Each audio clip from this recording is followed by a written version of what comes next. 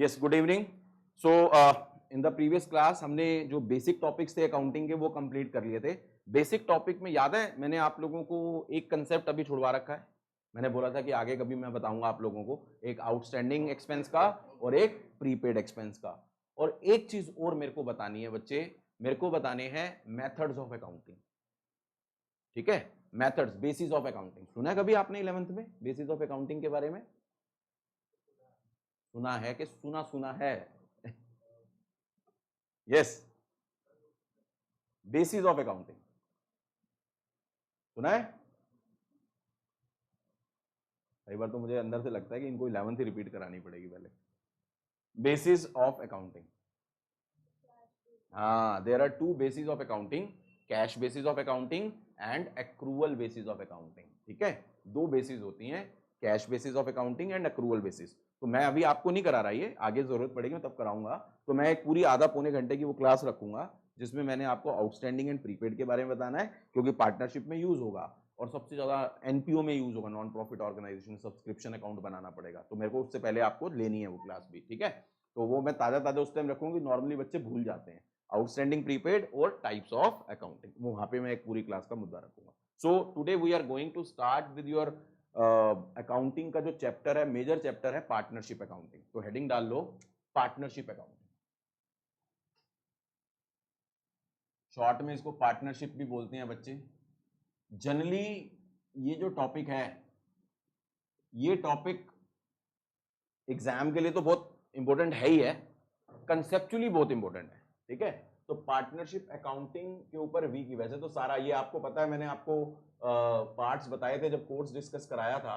तो उसमें एक यूनिट है partnership accounting and one of my favourite topic. मेरे को पढ़ाने में बहुत मजा आता है क्योंकि इसमें कंसेप्ट्स बहुत हैं, और कंसेप्ट्स कुछ नहीं है, 11th के टॉपिक्स बहुत ज्यादा हैं इसमें जो यूज होने, जो हमने पिछली 4-5 क्लासेस करी है ना, आप देखना उसको अगर आप रिवाइज अच्छे से कर लोगे ना, तो आप देखना आपको ये पार्टनरशिप अकाउंटिंग जो बहुत ईजी लगेगी। ठीक है, मैं फिर आपको प्रॉमिस कर रहा हूं, बस वो पिछली 4-5 क्लासेस है ना, वो अच्छे से रिवाइज रखना। ठीक है बेटा? ठीक है, तो पार्टनरशिप अकाउंटिंग, अब देखो पहली क्लास नॉर्मली क्या होता है, सीधा अकाउंटिंग शुरू हो जाती है। अभी हमने पार्टनरशिप अकाउंटिंग से पहले कुछ बेसिक कंसेप्ट डिस्कस करने हैं, जो कि मेरा मानना है कि आपको जानना जरूरी है। ठीक है, लास्ट क्लास में हमने types of business, forms of business discuss किए थे, अगर आपको याद हो। कितने फॉर्म्स ऑफ बिजनेस थे? Sole proprietorship, partnership firm and company. तो हमारे कोर्स में अगर आपको याद हो, मैंने अकाउंट्स में बताया था, हमारे कोर्स में सोल प्रोप्राइटरशिप नहीं है। क्यों नहीं है? क्योंकि हाँ 11th में हमने फाइनल अकाउंट्स पढ़ लिया था उसका, तो इसीलिए वो अब हमारे कोर्स में नहीं है। ठीक है, हमारे कोर्स में क्या है? Partnership firm and company. फिर मैंने याद है आपको बताया था ऑर्गेनाइजेशन दो पार्ट में, profit organisation, non profit organisation. तो जो पार्टनरशिप फर्म कंपनी की जब बात कर रहे हैं तो वो किसकी बात कर रहे हैं? प्रॉफिट ऑर्गेनाइजेशन की। नॉन प्रॉफिट ऑर्गेनाइजेशन के लिए अगेन हमारे कोर्स में एक यूनिट है, क्या नाम है? Accounting for NPO, non profit organisation. Connectivity है सारी चीजों की। ठीक है, तो अब हम यहाँ पे पार्टनरशिप अकाउंटिंग की बात करने जा रहे हैं। ठीक है, और हमारे कोर्स में अकाउंटिंग फॉर कंपनीज है। ठीक है, तो कुछ जैसे स्कूल्स में फाइनेंशियल स्टेटमेंट्स की बात हुई है, तो वहां कंपनी के बारे में तो बात हुई है, शेड्यूल 3 बताया था मैंने, पार्ट 1 बैलेंस शीट की बात करता है, पार्ट 2 जो है आपके statement of profit and loss की बात करता है। तो चाहे वो क्लास हो, चाहे पार्टनरशिप अकाउंटिंग हो, इनके ऊपर, पार्टनरशिप अकाउंटिंग के ऊपर भी एंड हमारा जो कंपनी है, कंपनी के ऊपर भी अगर हम बात करें, तो उनके रेलेवेंट लॉ लगते हैं। क्या एप्लीकेबल होते हैं? रेलेवेंट लॉ लगते हैं। याद है मैंने फर्स्ट क्लास में, सबसे पहली जो हमारी क्लास थी, उसमें मैंने आप लोगों को बताया था, एक चीज बताई थी। ठीक है, मैंने बोला था कि लॉ पहले होता है या अकाउंट्स पहले होता है?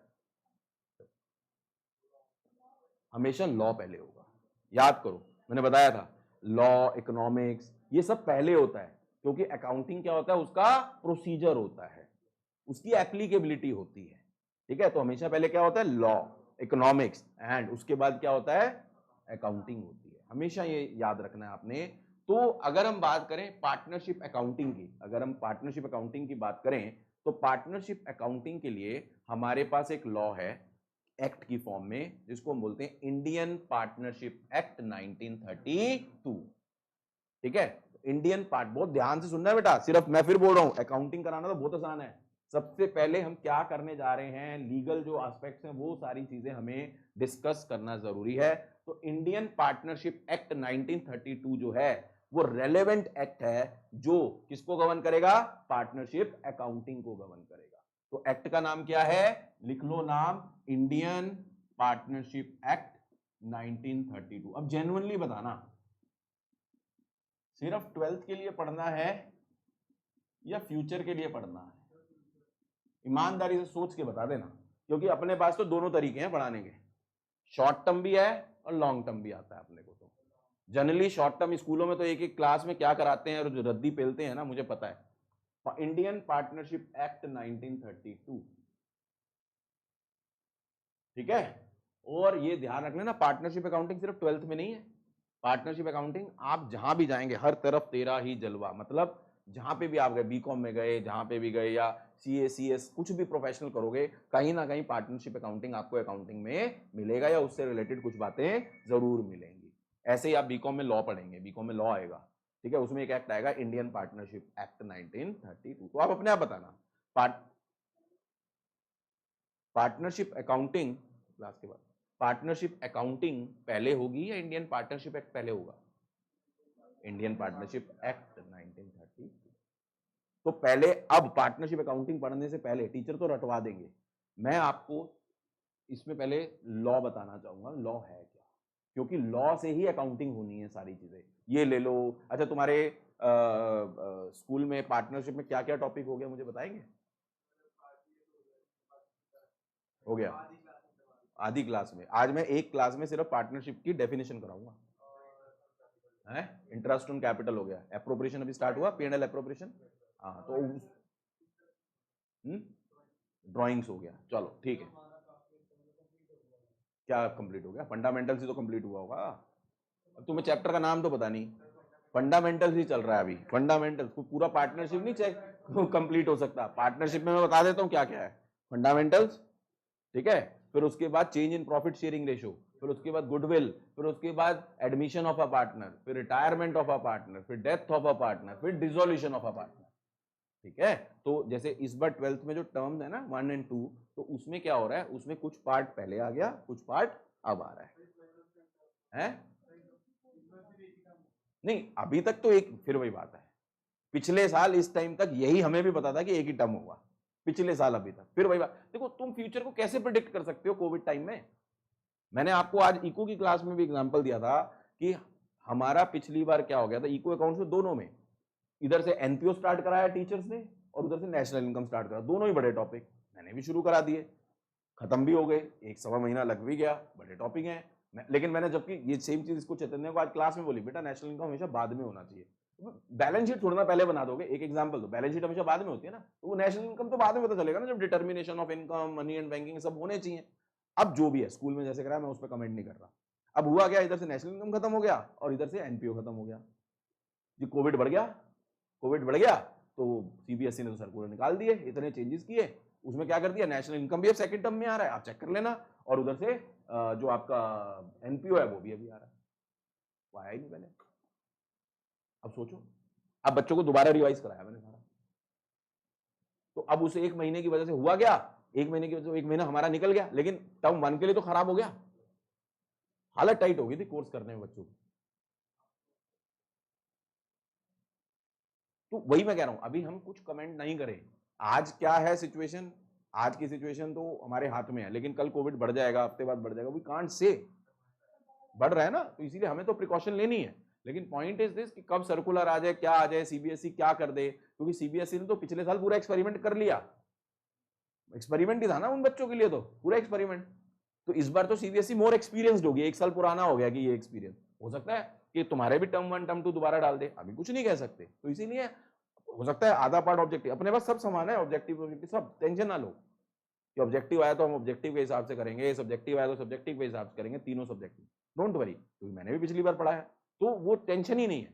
मुझे बस एक चीज ये है, जो करा रहा हूं ना वो ईमानदारी से पढ़ो, सीखने के लिए आओ क्लास में मेरी, बहुत कुछ यार, कंपनी सेक्रेटरी हूं मैं, कह रहा हूं तुम्हारी एज से ज्यादा मैं पढ़ा चुका हूं, और ये तुम्हारे लिए ये बड़ी क्लास है, मेरे लिए तुम 11-12 सबसे छोटी क्लास है।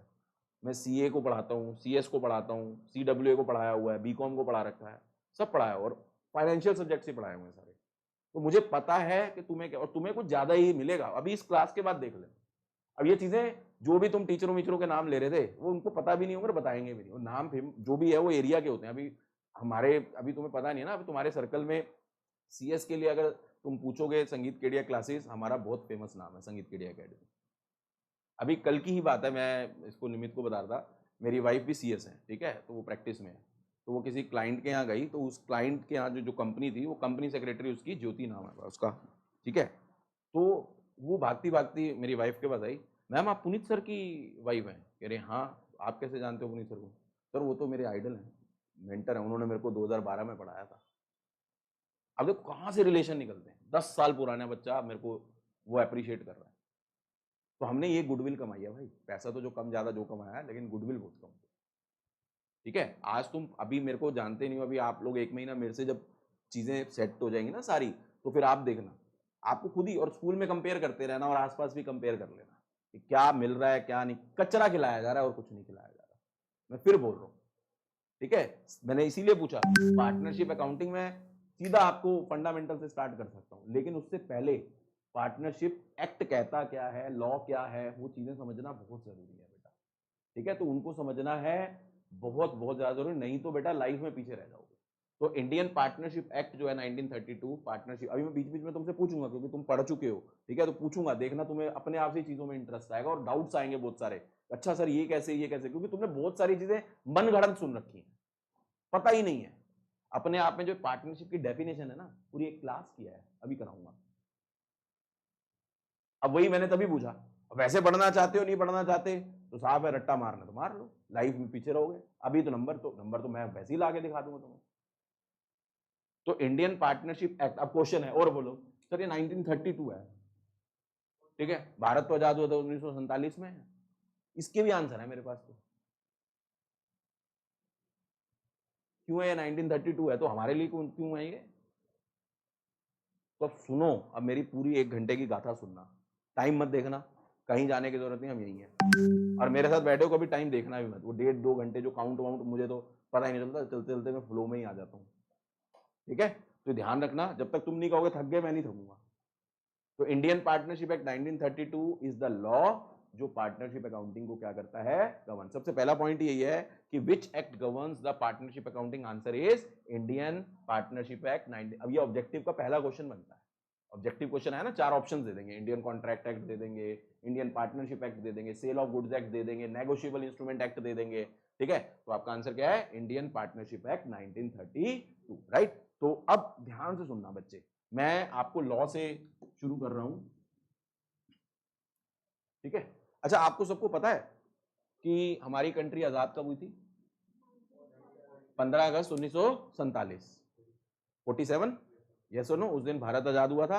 एंड हमारा कॉन्स्टिट्यूशन कब एप्लीकेबल होता इंडिया पे? 26 जनवरी 1950 हमारा constitution. What is constitution?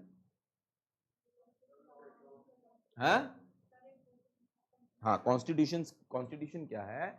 Constitution is nothing but it is a collaboration of all the laws, जिससे हमारी कंट्री चलती है। हमारी कंट्री को रन करने के लिए जो रूल्स एंड रेगुलेशंस हैं, जितने भी लॉज हैं, ठीक है, वो सारे के सारे कहां मेंशन है? कॉन्स्टिट्यूशन ऑफ इंडिया में। And constitution of India is called the mother of all laws. Constitution of India को क्या कहते हैं? Mother of all laws. Question उठा, सर मदर क्यों कहते हैं, फादर क्यों नहीं कहते? क्योंकि मदर बर्थ देती है ना जैसे बच्चों को, ठीक है। तो ये जितने भी लॉ हमने एक्ट की फॉर्म में लिखे हैं, ठीक है, उनका बर्थ कहां से होता है? कॉन्स्टिट्यूशन से होता है। That's why constitution is called the mother of all. जैसे भारत माता होती है ना, भारत पिता नहीं होता, नहीं होते ना, भारत उसकी बात नहीं कर रहा, मेरे दोस्त का नाम भी भारत है, वो तो फादर है, लेकिन भारत माता की बात कर रहा हूं। तो भारत माता क्यों बोलते हैं? क्योंकि उसी से ही सब लोग हम जन्मे हैं। That's why mother gives the birth to a child, है।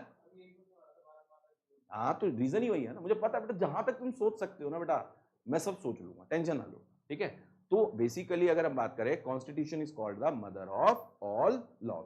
तो कॉन्स्टिट्यूशन जो है, अगर उससे अथॉरिटी आएगी तभी हमारा कोई लॉ बनता है। कोई भी लॉ तभी बनेगा जब कॉन्स्टिट्यूशन से अथॉरिटी आएगी। Is this point clear now? अब अगर हम बात करें तो कॉन्स्टिट्यूशन ने हमें बोला, हो सकता है जो मैं अभी बता रहा हूं शायद 8th 9th में कभी आपने पढ़ा भी हो, कॉन्स्टिट्यूशन बोलता है, कॉन्स्टिट्यूशन की स्मूथ रनिंग के लिए कॉन्स्टिट्यूशन ने डिफाइन किए हैं 3 पिलर्स। कॉन्स्टिट्यूशन ने क्या डिफाइन किए हैं? 3 पिलर्स डिफाइन किए हैं. There are 3 pillars of constitution. Pillars of constitution. Pillars of constitution नाम पता है? There are 3 pillars of constitution. मैं इसको जल्दी जल्दी जरूर बताना है क्योंकि हमारा लॉ में यूज होगा. There are 3 pillars of constitution. First is legislature. जब अर्शिया को नहीं आता ना तो अर्शिया की ना हंसी डिफरेंट हो जाती है. मैं अब समझ जाता हूँ थोड़ा थोड़ा. और जब अर्शिया को आता हूँ चल मैं हूं मैं ऐसे बोलती है. Second is executive and third is, अब इसे भी मैं जल्दी जल्दी बस 5 मिनट आपको करा रहा हूँ. इस पे पूरी एक क्लास लग सकती है बट उतना नहीं, जितना तुम्हें बताना है उतना बताऊंगा. ठीक है, बहुत एक्सप्लेन कर सकता हूँ इस पे क्योंकि मैं जो आपका बीकॉम और उसमें आपका जो CS फाउंडेशन वगैरह है उसमें जो आपका बिजनेस लॉ है वो मैं ही पढ़ाता हूँ. निमित्त वगैरह मेरे से ही पढ़े हैं सारा. ठीक है, legislature, executive and third is judiciary. There are 3 pillars of constitution. What is the purpose of giving 3 pillars? इन 3 पिलर्स को कॉन्स्टिट्यूशन में क्यों बताया गया है? कॉन्स्टिट्यूशन को स्मूथ रन करने के लिए. यानी कॉन्स्टिट्यूशन तो लॉ, एक बुक है, नॉन लिविंग थिंग है. अब उसको अप्लाई भी तो करना पड़ेगा कंट्री के ऊपर. उसको अप्लाई करने के लिए कॉन्स्टिट्यूशन ने क्या कहा कि ये 3 पिलर्स हैं, इनकी सबके काम मैं आपको डिफाइन कर रहा हूं. तो फर्स्ट जो लेजिस्लेचर है उसका काम क्या है? What is legislature? लेजिस्लेचर के नीचे लिखो who makes the law. Law making body को हम क्या बोलते हैं? लेजिस्लेचर बोलते हैं. बड़े ध्यान से सुनना बेटा. Law making body, who makes the law. ठीक है. Executive, who execute the laws. Who execute the laws. Who execute the law. Upasana बेटा आप भी लिखना, हु एग्जीक्यूट द लॉज. ठीक है, लॉ तो बना दिए लेजिस्लेचर ने. एग्जीक्यूट का मतलब समझो, who implement the laws. Execute का मतलब क्या है? Who implement the laws. Implement का मतलब कंट्री के ऊपर लागू करना. ठीक है, बनाया किसने? लेजिस्लेचर ने. अप्लाई किसने किया? एग्जीक्यूटिव ने. अब लॉ तो तोड़ने के लिए होते हैं, लॉ को तोड़ा जाता है. अब लॉ अगर कोई तोड़ेगा तो उसे कितनी सजा मिलनी चाहिए, क्या मिलनी चाहिए, वो सारा काम किसका है? जुडिशरी का. तो जुडिशरी का मतलब क्या है? हु, इसको बोलते हैं interpret the laws. Who interpret the laws. Law को इंटरप्रेट करने का काम किसका है? जुडिशरी का. Who interpret the laws. Interpret का मतलब बच्चे क्या हुआ कि लॉ ब्रेक होगा तो किसको कितनी सजा देनी चाहिए, वो सारा काम क्या है? किसका है? जैसे for an example, let's say ए ने भी मर्डर किया, बी ने भी मर्डर किया. ठीक है, ए और बी दोनों ने अलग अलग मर्डर किए. ठीक है, अब मर्डर किए तो मर्डर की सजा लेट्स से आईपीसी में लिखी हुई है मिनिमम 10 साल, मैक्सिमम उम्र कैद. ये लिखा हुआ है मिनिमम 10, मैक्सिमम उम्र कैद, ये लिखा है. अब एक बात बताओ, ए ने, अपने आप से समझना, मैं इंटरप्रिटेशन का मीनिंग समझा रहा हूं. ए ने जो मर्डर किया था, किसी को किडनैप किया, उसका रैंसम नहीं मिला, उसको मार दिया. ए ने ये मर्डर किया. और बी ने जो मर्डर किया, बी चल रहा था, पीछे से किसी ने उसके ऊपर अटैक कर दिया, उसने अपने आप को बचाया और उसे मारा, उसकी डेथ हो गई सेल्फ डिफेंस में. मर्डर तो दोनों ने किया है, सजा दोनों को मिलेगी. बट क्या उस मर्डर के पीछे की इंटेंशन डिफरेंट है या नहीं है? तो वो इंटेंशन कौन फाइंड आउट करेगा? जुडिशरी. अब अपने आप बताना कि यहां पे किसको, आपके हिसाब से, आप जुडिशरी हो, किसको ज्यादा सजा मिलनी चाहिए, किसको कम मिलनी चाहिए? तो ये सारा काम कौन करेगा? That is the meaning of the term interpretation of. ठीक है, तो वो सारे फैक्ट्स देखेगा, सर्कमस्टांसेस देखेगा, उसके अकॉर्डिंगली वो सजा देगा. That work is by judiciary. तो ये 3 पिलर होते हैं बच्चे, legislature, executive and judiciary.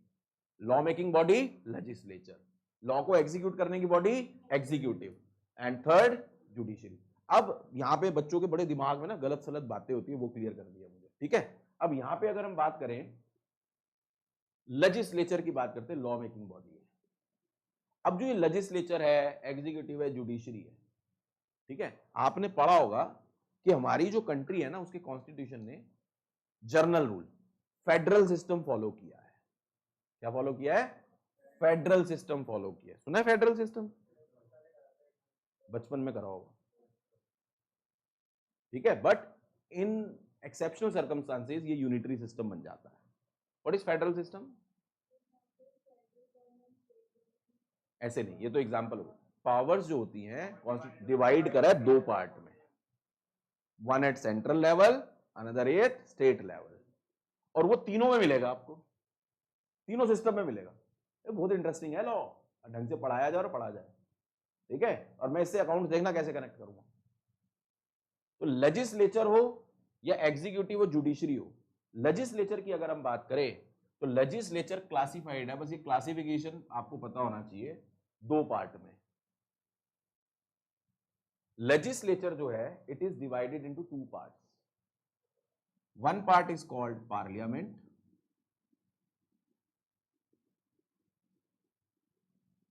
another is called state legislature. पूरा लिखना बेटा आप, पार्लियामेंट एंड स्टेट लेजिस्लेचर। दो पार्ट में क्यों है? Due to federal system. Logic समझ आ गया? दो पार्ट में क्यों है? This is due to federal system, legislature is divided. इसका मतलब लॉ मेकिंग बॉडी भी दो है, one is parliament and second is state legislature. इसका मतलब पार्लियामेंट भी लॉ बना सकती है, स्टेट लेजिस्लेचर भी लॉ बना सकती है, ठीक है। इसका मतलब अपने आप बताना, पार्लियामेंट जो लॉ बनाएगी वो किसके लिए बनाएगी? पूरी कंट्री के लिए। पार्लियामेंट के जो भी लॉज होंगे they all are known as, क्या बोलेंगे उनको? उनको बोलेंगे central laws, they are known as central laws. हाँ बेटा, तो लेजिस्लेचर दो पार्ट में डिवाइड है, पार्लियामेंट एंड स्टेट लेजिस्लेचर। तो पार्लियामेंट भी एक लॉ मेकिंग बॉडी है, स्टेट लेजिस्लेचर भी एक लॉ मेकिंग बॉडी है, राइट? दोनों लॉ मेकिंग बॉडी है, ठीक है। लेकिन पार्लियामेंट जो लॉ बनाएगा वो किसके लिए बनाएगा? पूरी कंट्री के लिए। एंड स्टेट लेजिस्लेचर जो लॉ बनाएगा वो पर्टिकुलर स्टेट के लिए एप्लीकेबल होंगे। That is the difference between parliament and state. Sir अब कौन से लॉ कैसे बनेंगे? तो मैंने कहा ना पूरी कहानी बता सकता हूं, इसकी आपको जरूरत नहीं है, ठीक है। अब देखो क्यूरोसिटी आएगी इसके लिए ना, हमारे ना क्या कहते हैं लिस्ट दी हुई है, union list, state list and concurrent list, सुना होगा आप लोगों ने। तो यूनियन लिस्ट में एंट्रीज हैं, ठीक है, जितनी भी एंट्रीज हैं उस पर लॉ मेकिंग पावर किसके पास है? पार्लियामेंट के पास। स्टेट लिस्ट में स्टेट लिस्ट की स्टेट लिस्ट लेजिस्लेचर के पास। और देखो सारी चीजें जुड़ी हुई हैं, देखो कंकरेंट लिस्ट में पावर दोनों के पास है, लेकिन कभी अगर नहीं कभी चलती नहीं, कभी कॉन्ट्राडिक्शन होगा तो एक बार घर में पापा की चलेगी बेटे की? पापा की जनरली, तो बाकी तुम्हारे घर में मुझे पता नहीं, मेरे घर में तो पापा की चलती है। तो इसका मतलब पार्लियामेंट का लॉ वहां पे प्रिवेल कर जाएगा ओवर स्टेट लेजिस्लेचर। अब ये पार्लियामेंट भी फर्दर डिवाइड है, पार्लियामेंट भी फर्दर डिवाइड है, स्टेट लेजिस्लेचर भी फर्दर डिवाइड है। पार्लियामेंट जो फर्दर डिवाइड है ना वो दो पार्ट में है, लोकसभा, राज्यसभा। मैं तो इसमें पूरी बताता होता हूँ, जब लॉ पढ़ाता होता हूँ, लॉ की क्लास लेता हूँ तो पूरी चीजें बताता हूँ इसमें। अभी इलेक्शन होते हैं, किस चीज के हो रहे हैं, ये सारी कभी टाइम मिलेगा तुम्हें, नॉलेज चाहिए होगी तो बताऊंगा पूरा, लेकिन अभी नहीं, जितना अकाउंट्स के लिए चाहिए उतना, ठीक है। ऐसे ही स्टेट लेजिस्लेचर की बात करें तो विधानसभा, विधान परिषद, राज्यसभा दोनों आ जाएंगे, नारायण, ठीक है। Lok Sabha is called the lower house और Rajya Sabha is called the upper house.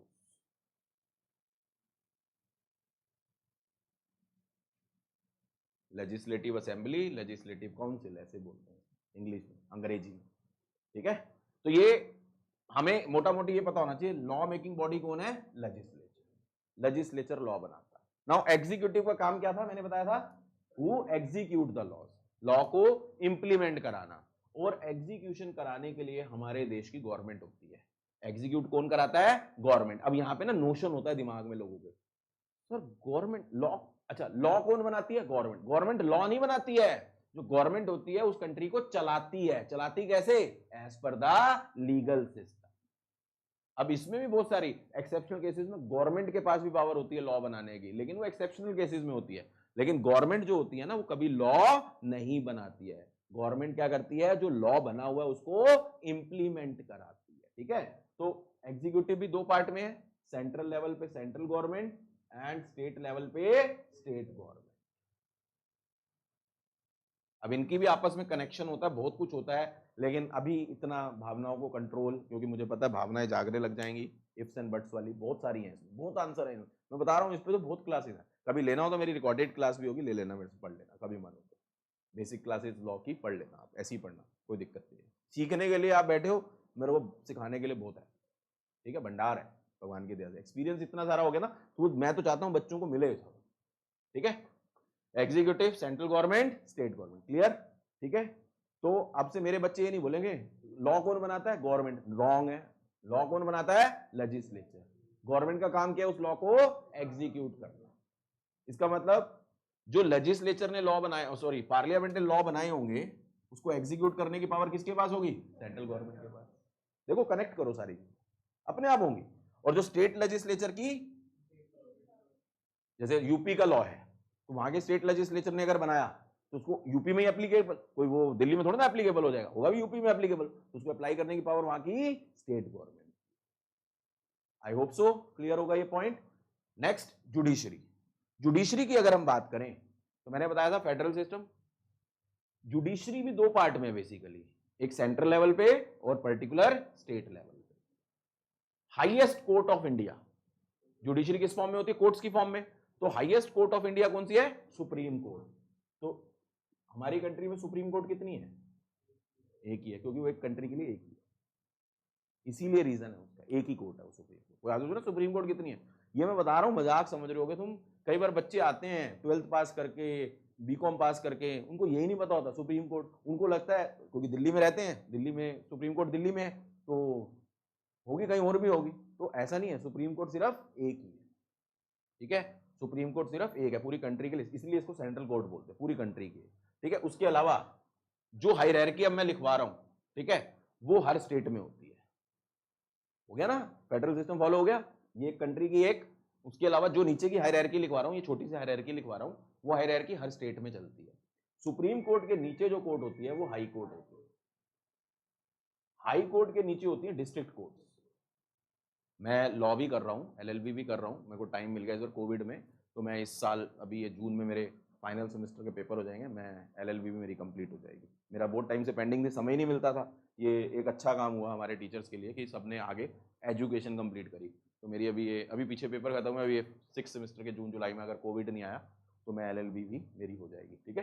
तो ये डिस्ट्रिक्ट कोर्ट, और डिस्ट्रिक्ट कोर्ट के नीचे बहुत सारी ना लोअर कोर्ट होती हैं, लोअर कोर्ट होती हैं, magistrate first class, second class, बहुत सारी लोअर कोर्ट। बट यहां से लेके यहां तक ना बेटा, ये वाला जो सर मैंने बनाया ये हर स्टेट में होती है, ये हायरार्की हर स्टेट में होती है। अब इसमें कौन सा केस जाता है कौन सा नहीं, जब एलएलबी करोगे तो आपको चीजें पता चलेगी। This is what our constitution is all about, pillars are all about. एक बार फटाफट से, how many pillars are there, 3 pillars. First legislature, second executive, third judiciary. Legislature का काम क्या है, लॉ बनाना, हिंदी में बोलो कोई बात नहीं, हु मेक्स द लॉ, ठीक है। एग्जीक्यूटिव का काम एग्जीक्यूट द लॉज, एंड तीसरा जुडिशरी, ठीक है। जुडिशरी का काम क्या है, इंटरप्रेट करना, ठीक है। और लेजिस्लेचर दो पार्ट में, parliament, state legislature. Parliament further divide by Lok Sabha and Rajya Sabha, state legislature Vidhan Sabha, Vidhan Parishad. Executive दो पार्ट में, सेंट्रल गवर्नमेंट, स्टेट गवर्नमेंट, ठीक है। Judiciary supreme court, high court, district. अच्छा एक चीज आज बताता हूँ, इकोनॉमिक्स में जो आप बता रहे थे, मिनिस्ट्री ऑफ फाइनेंस बता रहे थे ना, एक चीज बता रहे थे, मैं एक चीज हल्की सी और बता दूं, पीला है ना पूरा बताने का भी, ठीक है। जितनी भी ये गवर्नमेंट होती है, चाहे वो सेंट्रल गवर्नमेंट हो चाहे स्टेट गवर्नमेंट हो, ठीक है, it is, what is central government, central government क्या है, अगर सेंट्रल गवर्नमेंट को डिफाइन करना हो तो क्या है, व्हाट इज सेंट्रल गवर्नमेंट। तो central government is the group of different ministries, group of different, लिखना नहीं है, ग्रुप ऑफ मिनिस्ट्रीज। यानी सेंट्रल गवर्नमेंट में बहुत सारी मिनिस्ट्रीज आती हैं, क्या आती हैं, मिनिस्ट्रीज आती हैं। तो एंड सेंट्रल गवर्नमेंट का एक हेड होता है, सेंट्रल गवर्नमेंट का एक क्या होता है, हेड होता है। उस हेड को हम प्राइम मिनिस्टर बोलते हैं। Who is the head of central government, prime minister is the head of. Modi ji मत बोलना, प्राइम मिनिस्टर बोलो, प्राइम मिनिस्टर चेयर है, मोदी जी आज हैं कल नहीं है, ठीक है। तो जो प्राइम मिनिस्टर की चेयर पे बैठा है, ठीक है, वही वो प्राइम मिनिस्टर। सेंट्रल गवर्नमेंट का हेड कौन है, प्राइम मिनिस्टर। और सेंट्रल गवर्नमेंट में मैंने क्या बताया, डिफरेंट मिनिस्ट्रीज होती हैं, लाइक मिनिस्ट्री ऑफ फाइनेंस, ठीक है, होम मिनिस्ट्री, रेलवे मिनिस्ट्री, बहुत सारी आपने सुनी होंगी मिनिस्ट्रीज। तो कॉम्बिनेशन ऑफ मिनिस्ट्रीज होती हैं। इसका मतलब ये जो लॉज हैं, ये जो लॉज हैं, आप समझो, ये लॉज जो हैं, इसका मतलब ये लॉ डिफरेंट डिफरेंट चीजों पे बने होंगे। इसका मतलब अब सेंट्रल गवर्नमेंट में भी उन्होंने क्या कर दिया, बाइफर्केशन कर दिया। हर मिनिस्ट्री को रेलेवेंट लॉ को क्या करना पड़ेगा, अप्लाई करना।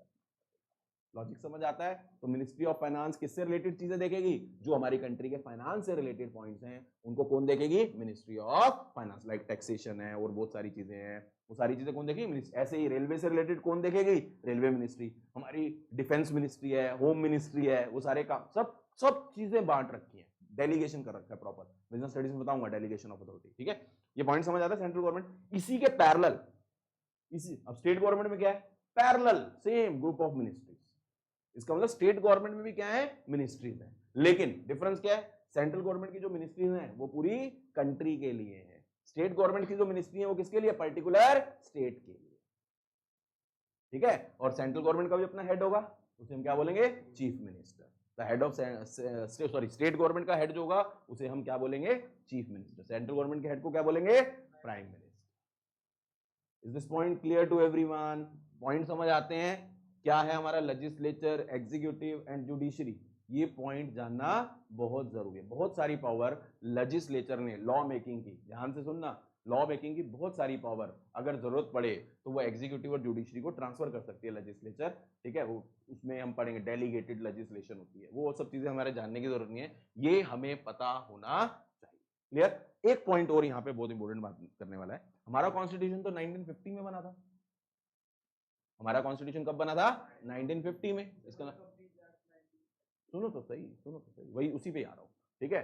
तो हमारा जो कॉन्स्टिट्यूशन है 1950 में अप्लाई हुआ था, इसका मतलब हम आजाद 1947 में हुए थे, ठीक है। तो हमें तीन साल जो भी लगा कॉन्स्टिट्यूशन बनाने में लगा। एंड हमारा कॉन्स्टिट्यूशन क्या है, ठीक है, हमारा कॉन्स्टिट्यूशन जो है it is a cut copy paste of different countries का कॉन्स्टिट्यूशन, लाइक यूएसए का लिया हमने, ऑस्ट्रेलिया का लिया, सिंगापुर, तो हमने बहुत सारी कंट्रीज का, लेकिन विद मॉडिफिकेशंस। मॉडिफिकेशंस का मतलब क्या, कि हमने उन लॉज को उठाया और हमने अपनी कंट्री के हिसाब से जो रिक्वायरमेंट्स थी, जो नीड्स थी, उसके अकॉर्डिंगली उसको क्या कर दिया, चेंज कर दिया, मॉडिफाई करके, और हमने अपनी कंट्री पे। और आपको पता है जो हमारा कॉन्स्टिट्यूशन है वर्ल्ड का बिगेस्ट कॉन्स्टिट्यूशन, वर्ल्ड का क्या है, biggest and totally written constitution, पूरा रिटन कॉन्स्टिट्यूशन, ठीक है, ये रिटन कॉन्स्टिट्यूशन, ठीक है।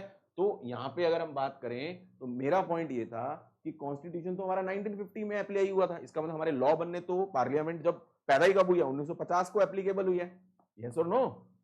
तो इसका मतलब क्या हुआ, इसका मतलब इशू आया, बहुत सारे एक्ट हम पढ़ते हैं अपने लॉ में, लाइक मैंने आपने इंडियन पार्टनरशिप एक्ट पढ़ना है 1932,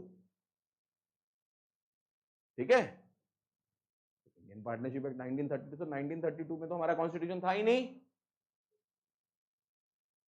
नहीं था ना, यही यही आंसर। अब सुनो, तो सर बहुत सारे ऐसे एक्ट थे जो बिफोर 1950 थे, वो एक्ट हमने अपनी रिक्वायरमेंट के हिसाब से क्या कर लिए, इंडिया के ऊपर अप्लाई कर दिए। जैसे मैं 2-3 एग्जांपल देता हूं, इंडियन पार्टनरशिप एक्ट 1932 जो आप फ्यूचर में पढ़ेंगे भी, कब पढ़ेंगे, जब बीकॉम में जाएंगे। Sale of goods act 1930, negotiable instrument act 1881, ठीक है। आपने जो bills of exchange promissory note पढ़ा ना, तो उसमें लिखा bills of exchange promissory note is governed by negotiable instrument act, they are negotiable instrument, ठीक है। तो वो 1881 का है। इंडियन कॉन्ट्रैक्ट एक्ट 1872, ये ऐसे बहुत सारे एक्ट हैं, इंडियन स्टैंप एक्ट, ठीक है, बहुत सारे ऐसे एक्ट्स हैं जो बिफोर 1950 के हैं, लेकिन हमें जरूरत थी उन एक्ट्स की, तो हमने क्या किया, हमने उन्हीं एक्ट को इंडिया के ऊपर सेम अप्लाई कर दिया। एंड क्योंकि वो 1950 से पहले के थे, तो सर वो हमने बनाए नहीं है, इसको बोलते हैं एडॉप्शन ऑफ लॉ। हमने उसको क्या कर लिया, एडॉप्ट कर लिया। गोद ले लेते हैं ना बच्चे को, तो हमने उसको क्या कर लिया, एडॉप्ट कर लिया, वैसे का वैसे। तो अगर आपसे कोई क्वेश्चन पूछे 1932 का एक्ट है, हमारा कॉन्स्टिट्यूशन तो 1950 में अप्लाई हुआ था, तो ये कैसे हो गया, तो आंसर क्या दोगे, एक ही लाइन बोलना, जो पढ़ा लिखा होगा अपने आप समझ जाएगा, सर ये क्या है, एडॉप्शन ऑफ लॉ। ये सारे बिफोर 1950 वाले जो लॉज हैं हमारे क्या हैं, हमने एडॉप्ट करे हैं अपने कॉन्स्टिट्यूशन में। हमें उसमें जो मॉडिफिकेशन करने थे हमने करे, लेकिन हमने उसके ईयर में कोई चेंज, क्योंकि हमने उस एक्ट को बनाया नहीं। आई होप सो लॉजिक समझ आया होगा, रीजन समझ आया होगा कि इंडियन पार्टनरशिप एक्ट 1932 क्यों है। मैंने ये मीनिंग बताया है कि क्यों है, क्योंकि ये एडॉप्शन ऑफ लॉ है। अब जैसे कंपनीज एक्ट की बात करते हैं, अभी हम कंपनीज एक्ट पढ़ेंगे 2013, ठीक है, इससे पहले था 1956, ठीक है, उससे पहले भी बहुत सारे कंपनीज एक्ट थे। तो जो 1956 कंपनीज एक्ट था, वो अपने आप बताओ एडॉप्शन ऑफ लॉ था या हमारा खुद का बनाया हुआ था, हमारा खुद का बनाया हुआ। अभी 2013 कौन सा है, हमारा खुद का है। कंज्यूमर प्रोटेक्शन एक्ट पढ़ोगे 2019, हमारा खुद का है। तो जो एक्ट 1950 के बाद के ईयर्स के होंगे वो सारे हमारे खुद के बनाए, हमारी खुद की पार्लियामेंट ने बनाए या स्टेट लेजिस्लेचर। लॉजिक समझ आया? तो इसका मतलब पुराने लॉज हमें जरूरत पड़ी, हमने उनको चेंज नहीं किया या चेंज करके उनको हमने अडॉप्ट कर लिया एज इट इज। तो जो भी ईयर वो थे वो हमने चेंज क्यों नहीं किए? क्योंकि हमने उनको फॉर्म्ड नहीं। तो जिनको फॉर्म करेंगे, और फॉर्म 1950 के बाद ही करेंगे, क्योंकि उससे पहले तो उसकी पार्लियामेंट थी नहीं, हमारी इंडियन पार्लियामेंट थी नहीं, अंग्रेजों की थी ना वो तो, ठीक है। तो उसी इसी वजह से इनको हम बोलते हैं adoption of. I think life में कुछ नई चीजें सीखने को मिलेंगी ये, और ये जिंदगी के साथ भी जिंदगी के बाद भी LIC की पॉलिसी की तरह समझना इसको, ये बहुत इंपॉर्टेंट है। तेरे दिमाग में कुछ चल रहा है जैन साहब? बताओ कुछ भी, हल्का हल्का, थोड़ा थोड़ा चल तो रहा है। अरे बेटा अभी एक ही हफ्ता हुआ पढ़ाते हुए, लेकिन मैं तुम्हारी आंखों से पहचान लूंगा, गारंटी है। कुछ तो चल रहा है इसके दिमाग में, बट ना वो कनेक्ट नहीं कर पा रहा, ये सोच रहा है कि मैं पूछूं या ना पूछूं, वो वाहियात क्वेश्चन ना बन जाए। कैसे बन नहीं रहा? मैंने क्या बोला बेटा? मैं तो, मेरे को तो काउंट भी नहीं है मैंने तुम्हारे से कितने बच्चे पढ़ा दिए यार। वो लोग दिखते हैं ना, मैंने 5,000 पढ़ा दिए, 6,000 पढ़ा दिए, ध्यान नहीं, ठीक है। ये तो मेरे फेसबुक पे फ्रेंड्स हैं 5-6 हज़ार के, ठीक है। अभी तो मैं एक्सेप्ट ही नहीं करता, मैं उन्हीं को करता हूँ जिनके फेस लगे होते हैं। वो जो जिस किसी का शाहरुख खान लगा हो और दिया मिर्जा लगी हो ना, मैं उसको करता ही नहीं। हाँ और क्या, कौन है भाई तू? पता नहीं, मैं कैसे जानता हूँ? ठीक है, ये पॉइंट समझ आता है? वो नालायकों, चलें आगे, मूव करें। चलो, तो ये हमारा लेजिस्लेचर, एग्जीक्यूटिव, जुडिशरी। अब अगली बात, अब हमने इंडियन पार्टनरशिप एक्ट पढ़ना है या कंपनीज एक्ट पढ़ना है, ठीक है, कुछ भी पढ़ना है, हमने जो अकाउंट शुरू करना है उसके लिए अगला पॉइंट। आ जाओ जरा, मिटा रहा हूं मैं ये बेटा याद रखने थे, ये नहीं कि आज कर लिया और कल भूल गए, शौक शौक में पढ़ लिया, बस खत्म होगी बात, ठीक है।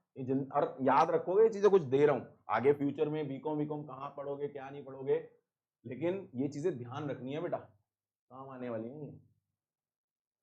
चलो नेक्स्ट पॉइंट बात करते हैं, बहुत इंपॉर्टेंट अगली पॉइंट। देखो बेटा, हमने बिजनेस की बात करी थी, sole proprietorship, partnership and company.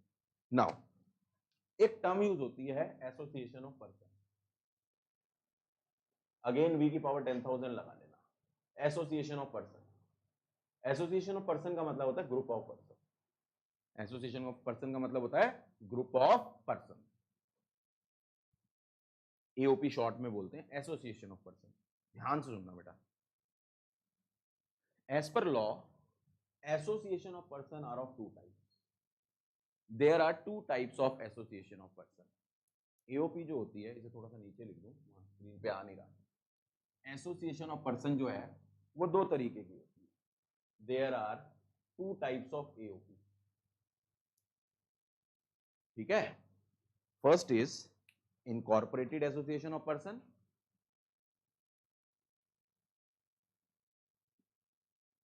Incorporated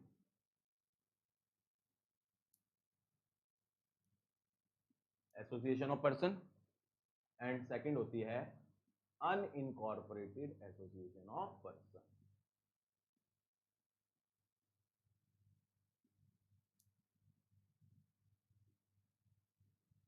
there are two types of AOP, ठीक है सर, इनकॉर्पोरेटेड एंड अनइनकॉर्पोरेटेड। बच्चे अगर स्क्रीन पे ना आ रहा हो, मैं रिपीट कर रहा हूं, incorporated association of person and unincorporated association of person, right. अब इसके नीचे जो बोलूंगा वो लिखना, इनकॉर्पोरेटेड क्या होती है, अनइनकॉर्पोरेटेड क्या होती है, मैंने शायद कभी बीच में बताया भी था। इनकॉर्पोरेटेड एसोसिएशन, ये एसोसिएशन ऑफ पर्सन, हम बिजनेस की ही बात कर रहे हैं, ग्रुप ऑफ पर्सन की बात कर रहे हैं। इनकॉर्पोरेटेड एसोसिएशन ऑफ पर्सन, अभी मैं डिक्टेट करता हूं, पहले समझना, is that association of person which has a separate legal entity. Incorporated association of person क्या होती है? एक ऐसी association of person which has a separate legal entity. तो लिखो, इनकॉर्पोरेटेड के नीचे लिखो एन AOP, यानी an AOP which has a separate legal entity, यानी incorporated association of person is that association of person which has a separate legal entity.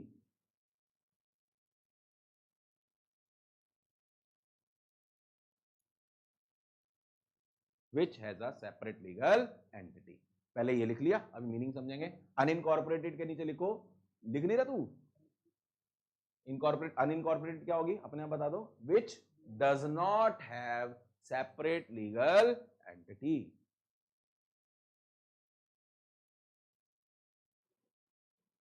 which does not have separate legal entity. दोबारा repeat कर रहा हूं, incorporated association of person is that association of person which has a separate legal entity. Unincorporated एक ऐसी association of person which does not have the separate legal entity. कौन define कर रहा है? ये लॉ डिफाइन कर रहा है, लॉ ने बताया है, ठीक है। तो इसका मतलब अगर हम इनकॉर्पोरेटेड की बात करें, separate legal entity, separate legal entity का मतलब क्या होता है? What is separate legal entity? Owner and business are two different things in the eyes of law. Separate legal entity का मतलब क्या है? Owner and different are two legal entities, two different legal entity, separate legal and, यानी ये ऐसी association of person है जिसकी अपनी एक अलग आइडेंटिटी है in the eyes of law. Unincorporated क्या है? Which does not have the separate legal entity. इसका मतलब यहां अनइनकॉर्पोरेटेड का मतलब क्या होगा? In the eyes of law owner और वो बिजनेस जो है one and the same thing, ठीक है। Owner and business are one and the same thing, ये ध्यान रखना। इसका मतलब वो बिजनेस जो है वो क्या नहीं है? वो एसोसिएशन ऑफ पर्सन है, लेकिन वो इन द आईज ऑफ लॉ क्या नहीं है? पर्सन नहीं। क्यों नहीं है? क्योंकि अनइनकॉर्पोरेटेड, ठीक है। अब बड़े ध्यान से समझना, इनकॉर्पोरेटेड जिसकी सेपरेट लीगल एंटिटी होती है, अनइनकॉर्पोरेटेड जिसकी सेपरेट लीगल। किसने डिफाइन किया है? लॉ ने डिफाइन किया।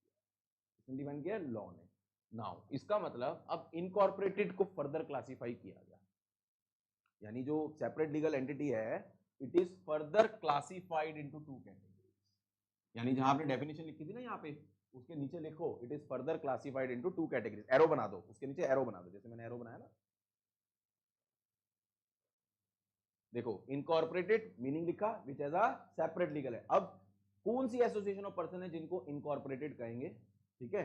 तो उसको फर्दर क्लासिफाई किया गया है दो पार्ट में, विच आर फॉर्म्ड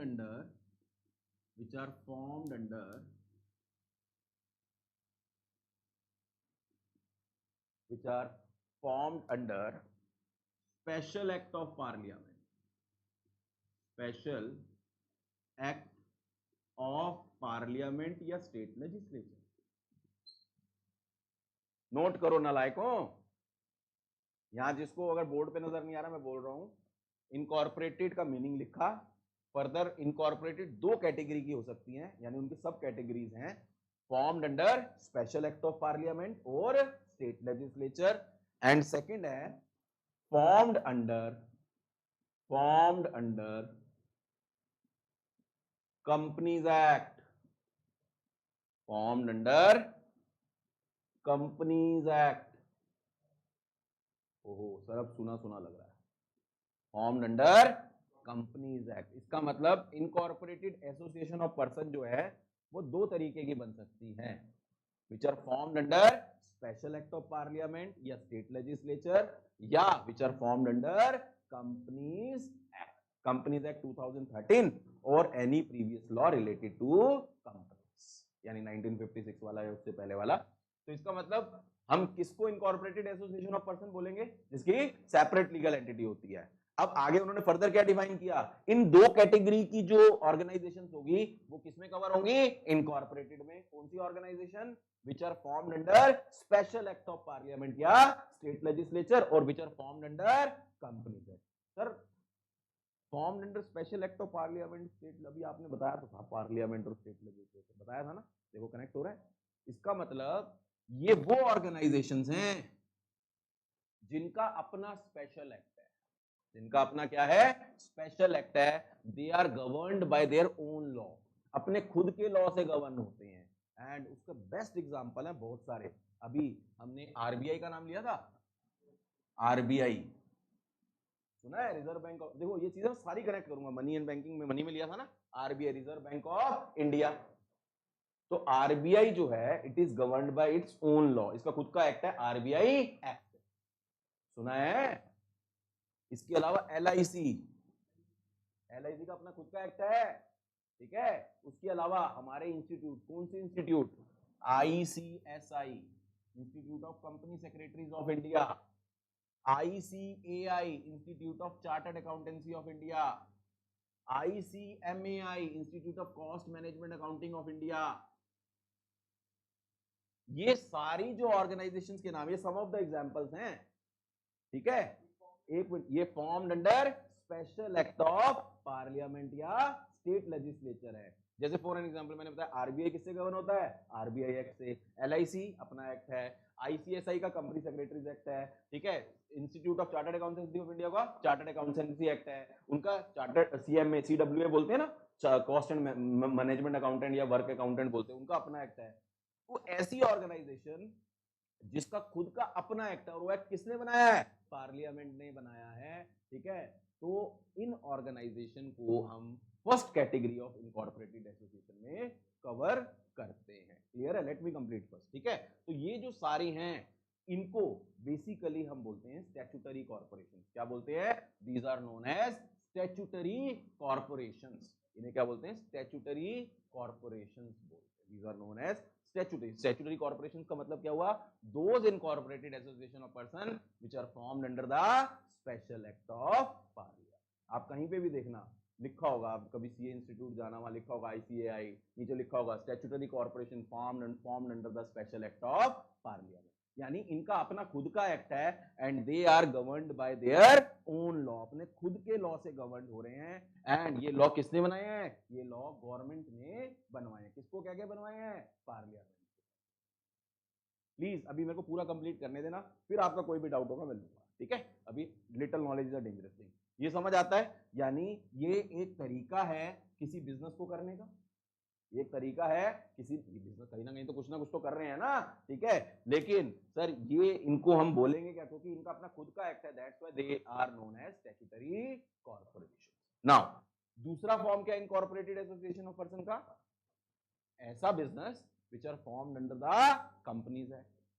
तो कंपनीज एक्ट में क्या बनती हैं, कंपनीज बनती हैं, कंपनीज एक्ट में क्या बनती हैं, कंपनी, दैट्स व्हाई कंपनी को हम क्या बोलते हैं, incorporated association of person. Company is an, पढ़ा होगा आपने, इनकॉर्पोरेटेड। इनकॉर्पोरेटेड का मतलब क्या है, देखो there is a difference between registered and incorporated. Registered की बात नहीं कर रहे, रजिस्टर्ड तो बहुत सिंपल सा वर्ड है। इनकॉर्पोरेटेड का मतलब क्या होता है, जिसकी सेपरेट लीगल एंटिटी होती है। सेपरेट लीगल एंटिटी का मतलब इन the eyes of law company अलग है और उसके ऑनर्स अलग। आपने कैरेक्टरिस्टिक्स पढ़े होंगे, कंपनी कैन बी सूड पढ़ा था ना, ठीक है। एंड एक पढ़ा था कंपनी की क्या होती है, लिमिटेड लाइबिलिटी होती है। लिमिटेड लाइबिलिटी इसी वजह से आया because it is an incorporated, यानी कंपनी जो है वो डिफरेंट है in the eyes of law, वो एक इसको बोलते हैं आर्टिफिशियल पर्सन। कंपनी की लॉ की नजर में कंपनी एक क्या है, आर्टिफिशियल पर्सन। पॉइंट समझ आता है, इनकॉर्पोरेटेड दो पार्ट में है, one is formed under special act of parliament and second is formed under the companies act. Now unincorporated क्या है, unincorporated क्या है, which does not have the separate legal entity। तो unincorporated का मतलब है जिसकी separate legal entity नहीं, एक ऐसा business जिसमें in the eyes of law owner and business are one and the same thing। and इसका best example है, बड़े बड़े शब्दों में लिखो, partnership. Partnership firm is an unincorporated association of person। इसलिए पार्टनरशिप फर्म में पढ़ेंगे हम, पार्टनरशिप में पार्टनरशिप फर्म की लायबिलिटी क्या होती है, अनलिमिटेड होती है। पार्टनरशिप में पढ़ेंगे अनलिमिटेड का मतलब क्या है, अगर कोई पार्टनरशिप फर्म की लायबिलिटी है, अगर फर्म के असेट से पे नहीं हो रही तो पार्टनर्स के पर्सनल असेट से पे की जाती है। तो अब ये डिफाइन करके हमने किया क्या, लॉ ने हमें आपको ऑप्शन दिया। अच्छा एक बात बताओ, आपको ज्यादा बेटर कौन सी लग रही है, ये वाली जो एसोसिएशन ऑफ पर्सन है फॉर्म अंडर, ये तो हम नहीं कर सकते, आप और मैं तो नहीं कर सकते, ये तो बिजनेस कौन कर सकती है, गवर्नमेंट, ये गवर्नमेंट का काम है, ठीक है। तो हम और आप किस फॉर्म में बिजनेस कर सकते हैं, या तो कंपनी की फॉर्म में कर सकते हैं या फर्म की फॉर्म में कर सकते हैं, पार्टनरशिप फॉर्म की, यही कर सकते हैं ना। तो अब अपने आप बताओ किस फॉर्म में बिजनेस ज्यादा बेटर है। अब कंपनी में बोला कि कंपनी में जो ऑनर्स होते हैं उनकी लायबिलिटी लिमिटेड होती है, ठीक है, उधर पार्टनरशिप फर्म में ऑनर्स की लायबिलिटी क्या होती है, अनलिमिटेड। तो लायबिलिटी के एंगल से तो ज्यादा बेटर कौन सी है, कंपनी। लेकिन लॉ किसको ज्यादा फॉलो करने पड़ेंगे, कंपनी को। कंपनी को ज्यादा करने पड़ेंगे। क्यों? क्योंकि कंपनी में पब्लिक फंड इन्वॉल्व होता है, बताया था मैंने। तो अगर पब्लिक फंड इन्वॉल्व होगा तो उसके ऊपर लोगों की नजर भी ज्यादा होगी, मिसयूज करने के चांसेस ज्यादा होंगे, ठीक है। तो इसीलिए कंपनी के ऊपर लॉज क्या होते हैं, ज्यादा फॉलो करने होते हैं। हाँ, अगर आपको लार्जर स्केल पे काम करना है तो किस फॉर्म में काम करेंगे, कंपनी के फॉर्म में करेंगे। अगर स्मॉल स्केल पे करना है तो आप फॉर्म की फॉर्म में भी करेंगे। तो बेसिकली लॉ ने आपको क्या दिए, ऑप्शंस दिए। क्या दिए हैं, ऑप्शन। ये वाला ऑप्शन तो आपके लिए है ही नहीं, ठीक है। तो लॉ ने आपको बिजनेस करने के ऑप्शन दे दिए कि आप किस फॉर्म में बिजनेस करना चाहते हो। अगर आप कंपनी फॉर्म में करना चाहते हो तो उसके एडवांटेजेस डिसएडवांटेजेस हमने बता दिए। अगर आप फर्म की फॉर्म में करना चाहते हो तो उसके advantages disadvantage. Now it's up to you people, यानी जो बिजनेस स्टार्ट करना चाह रहा है उसको देखना है कि वो किस फॉर्म में बिजनेस करना, which is better. तो आप आंसर देंगे diplomatic. It totally depends upon the facts and circumstances of the case. What is the purpose of the business? If the purpose of the business is to do a small business, then firm can be the suitable one. If the purpose is to expand the business, then company, because company, only company has a right to issue the shares and debentures. पढ़ेंगे हम लोग, ठीक है। Public money तो वो अगर shares की form में लेना चाह रही है, डिबेंचर की फॉर्म में, तो कंपनी। तो प्रॉस एंड कॉन्स दोनों है, कंपनी के भी हैं, और हमेशा ध्यान रखना किसी चीज की एडवांटेज है तो डिसएडवांटेजेस भी होंगी ही होंगी। तो ये आपका एसोसिएशन ऑफ पर्सन है, दो कैटेगरी में डिवाइडेड, ध्यान से सुनना। Incorporated, unincorporated. Incorporated which are formed under the special act of parliament and which are formed under the companies act. और इनकॉर्पोरेटेड एसोसिएशन ऑफ पर्सन किसको कहते हैं, जिसकी separate legal entity. I hope तो सेपरेट लीगल एंटिटी समझ आ गया होगा, ठीक है। Unincorporated which does not have the separate legal entity, and उसका एक बेस्ट एग्जांपल क्या है, पार्टनरशिप फर्म। मेरा क्वेश्चन है आप लोगों से, सोल प्रोप्राइटरशिप कहां आएगा, जिससे पूछूंगा वो आंसर देगा, सोच के आंसर देना। पानी पी लूं मैं जरा। सोल प्रोप्राइटरशिप कहां पे आएगा, आंसर यहीं लिखा हुआ है, वंशिका, और मैं दे भी चुका हूं।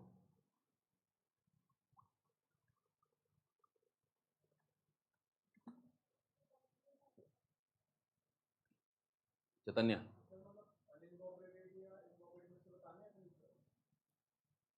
कहीं भी बता दे यार। सोल प्रोप्राइटरशिप, अर्शिया, हाँ,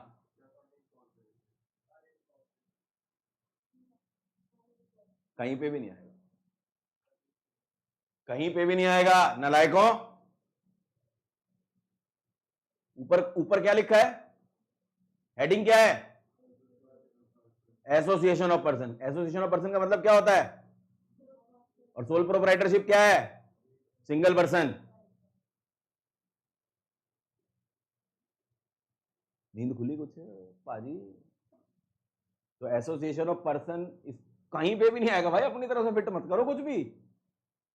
सोल प्रोप्राइटरशिप कैसे आ जाएगा एसोसिएशन ऑफ पर्सन में, खुद तो बोल रहे हो सिंगल ऑनर, इसका मतलब एसोसिएशन ऑफ पर्सन में मिनिमम 2 ऑनर्स, मिनिमम 2 तो होंगे ना, ग्रुप तो होगा कुछ ना कुछ।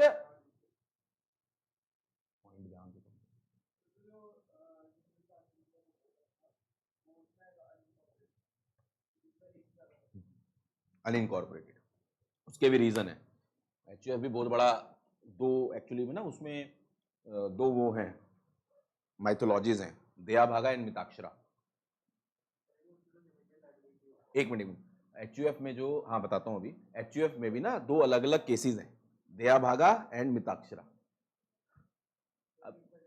हैं सुनेगा ही पहले, बहुत कुछ पहले। हाँ बेटा तेरा क्वेश्चन क्या है, किसमें किसमें किसमें, नहीं नहीं उसमें बहुत कुछ है, कर्ता की अनलिमिटेड लायबिलिटी होती है, क्यों होती है वो भी लॉजिक है, मैंने बताया ना, उसकी भी है। अरे वो भी बहुत बहुत जगह है, बहुत चीजें हैं। अच्छा, उसकी टैक्स में ट्रीटमेंट अलग है एचयूएफ की, तो इसीलिए उस पर ना जाए तो बेटर है, क्योंकि हमारे कोर्स का भी पार्ट नहीं है। और नॉर्मली फॉर्म्स ऑफ बिजनेस आज की डेट में ना, हिंदू अनडिवाइडेड फैमिली बिजनेस ना आज की डेट में बहुत रेयर एग्जिस्ट करता है, बहुत रेयर। क्यों क्यों रेयर एग्जिस्ट करता है, जॉइंट फैमिलीज है ही नहीं आज की डेट में, सब सेपरेट होते जा रहे हैं, अपना हिस्सा लेते जा रहे हैं, चीजें हटती जा रही है। हिंदू अनडिवाइडेड फैमिली की भी ना डेफिनेशन है कि एंसेस्टर से 3 जनरेशन कंटिन्यूअसली काम कर रही हैं। ऐसे थोड़ा ना किसी को भी एचयूएफ बोल दोगे, ये 4 लोग जी रहे हैं, हम हमारी 2 फैमिली हैं तो हम एचयूएफ हो गए, ऐसे थोड़ा ना होता है, अलग अलग है, टैक्स में अलग ट्रीटमेंट है, तो बहुत चीजें हैं बेटा। तो अभी हम इस पे स्ट्रिक्ट रहते हैं, समझ आया बेटा। मैंने बोला सोल कहीं पे भी नजर आ रहा है सोल प्रोप्राइटरशिप, मैंने बताया ही नहीं, कुछ तो दिमाग लगाओ बेटा। अब देखो चीजों को ना आउट ऑफ बॉक्स भी सोचना सीखो, समझते हो आउट ऑफ बॉक्स। मुझे पता था कोई ना कोई तो आंसर दोगे, अनइनकॉर्पोरेटेड बोलोगे, इनकॉर्पोरेटेड बोलोगे, कुछ तो बोलोगे, बोलना जरूर है। तो ये मैं एक अकाउंट्स का थंब रूल बता रहा हूं। अकाउंट्स में बहुत सारी एडिशनल इंफॉर्मेशन होती हैं, क्वेश्चन के बाद एडिशनल इंफॉर्मेशन होती हैं 10-12, तो बच्चा डर जाता है। क्या डर जाता है? और बहुत सारी एडिशनल, बहुत लेंथी क्वेश्चन है। तो एक थंब रूल है, कई बार उस एडिशनल इंफॉर्मेशन की यही ट्रीटमेंट होती है कि उसकी कोई ट्रीटमेंट नहीं होती, वो आप लोगों को डराने के लिए दी होती है। जो मैंने भी सोल प्रोप्राइटरशिप वाला क्वेश्चन पूछा, इसीलिए पूछा। Got my point?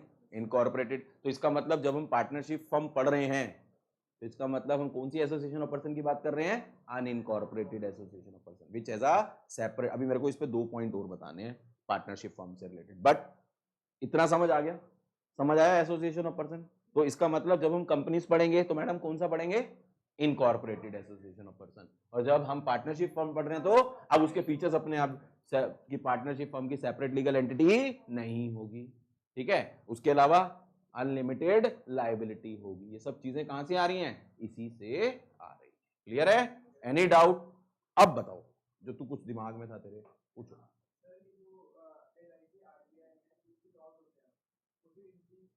हाँ, सिर्फ इसी के मतलब इनका अपना एक्ट है, सेपरेट एक्ट है, ठीक है। तो ये उसी एक्ट से गवर्न होती है कि आरबीआई का कॉन्स्टिट्यूशन कैसे होगा, एलआईसी में जो लोग काम कर रहे हैं मेंबर्स हैं उनका कॉन्स्टिट्यूशन सेम सब जगह पे, आईसीएसआई में जो मेंबर्स बनेंगे, काउंसिल होगी, तो वो उनका अपना खुद का एक्ट है और कोई लॉ इनके लिए नहीं है। प्राइवेट कंपनी एलआईसी करे? हाँ हाँ, तो मैंने, अरे एलआईसी का मतलब life insurance corporation of India है। नहीं, ये भी कंपनी है लेकिन ये गवर्नमेंट कंपनी, जो वो एलआईसी है ना, लाइफ इंश्योरेंस कॉर्पोरेशन। देखो मैं बताता हूं, एक होती है इंश्योरेंस, ठीक है। इंश्योरेंस, इंश्योरेंस 2 तरीके की होती है, एक लाइफ होती है, एक नॉन लाइफ होती है, जनरल इंश्योरेंस कहते हैं जिसको, ठीक है। इस इंश्योरेंस को करने वाली बहुत सारी कंपनीज हैं, एक कंपनी का नाम है LIC, life insurance corporation of India limited. हाँ, एलआईसी नॉर्मली हमारे मुंह से निकल आता है ना। हाँ, तो जो मैक्स की बात कर रहे हो, मैं मैक्स की बात है, वो तो प्राइवेट कंपनी है, वो तो प्राइवेट इन द सेंस है, मतलब है पब्लिक कंपनी लेकिन प्राइवेट सेक्टर में पार्ट करती है ना वो तो हम गवर्नमेंट एलआईसी की बात करें, life insurance corporation of India, ठीक है, उसकी कंपनी की बात करें, एलआईसी जो corporation of India limited, LIC, ठीक है। क्लियर है? ये चलें आगे, मूव करें। तो हमारा पार्टनरशिप से रिलेटेड क्या पॉइंट निकल के आ गया? Partnership is an unincorporated association. अब ये हमारा डिसीजन है, हम किस फॉर्म में बिजनेस करना चाहते हैं। क्लियर है? तो हम पहला कौन सा डिसीजन ले रहे हैं? हम पार्टनरशिप की फर्म में बिजनेस करना चाह रहे हैं। क्लियर है? सोल प्रोप्राइटरशिप यहां कवर नहीं होगा। चले आगे ना, हटा दूं ये सारा। चलो, चीजें कुछ सीखी, ये पता होनी चाहिए लाइफ में बेटा, ये नहीं पता तो स्वाहा है, कुछ भी नहीं है। अब ये पता चल गया, हम जो लॉ पढ़ेंगे इंडियन पार्टनरशिप एक्ट 1932, उसके पीछे का लॉजिक क्या है? एडॉप्शन ऑफ लॉ, क्योंकि हमारे कॉन्स्टिट्यूशन ने बहुत सारे लॉज को क्या किया? एडॉप्ट किया, ठीक है ना। अब बड़े ध्यान से सुनना, हमने पार्टनरशिप अकाउंटिंग पढ़नी है, ठीक है। पार्टनरशिप अकाउंटिंग किससे गवर्न हो रहा है? इंडियन पार्टनरशिप एक्ट 1932 से। अब इसमें बहुत सारी मनगढ़ंत सी चीजें होती है, ये पार्टनर हो गया, ये पार्टनर, ऐसे नहीं होता, ठीक है। तो everything is defined under Indian partnership act. और today we are going to start जो आपका पार्टनरशिप का सबसे बेसिक पॉइंट, जो मेजर पॉइंट है, that is section 4 of Indian partnership act. Section 4 of Indian partnership act. अब मैं इंडियन पार्टनरशिप एक्ट बोल रहा हूं या एक्ट बोल रहा हूं, तो हम बात कर रहे हैं इंडियन पार्टनरशिप एक्ट की, ठीक है। सेक्शन 4 जो है इंडियन पार्टनरशिप एक्ट का, वो डिफाइन करता है टर्म पार्टनरशिप। इसको डिफाइन करता है पार्टनरशिप।